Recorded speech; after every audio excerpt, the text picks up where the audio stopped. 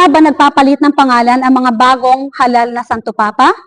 Sa ritual na ginagawa ngayon ng simbahan, tinatanong sila, ano ang pangalan gusto mong itawag sa iyo?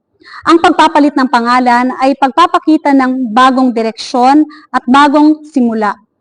Sa Biblia, tinawag ni Jesus ang isa sa mga unang alagad niya, si Simon na mangingisda.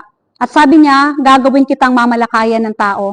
Later on, pinalitan niya ang pangalan ni Simon ng Pedro at sa ibabaw ng batong ito itatayo ang Iglesia ng Diyos. Sa unang 500 taon, ang mga Santo Papa ay hindi nagpapalit ng kanilang pangalan. Pero noong 533 AD, pinalitan ni Mercurius ang kanyang pangalan ng John II dahil ang kanyang pangalan ay pangalan ng isang Diyos-Diyosan. Hanggang 996, 3 Santo Papa lamang ang nagpalit ng kanilang pangalan at ang mga pinili nilang pangalan ay John. Noong 996 AD ay pinalitan ni Bruno ang kanyang pangalan ng Gregory V.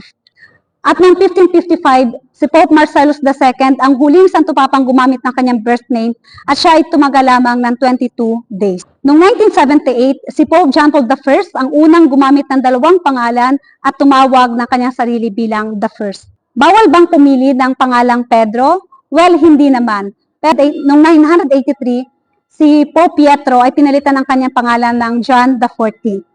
So, yun lang.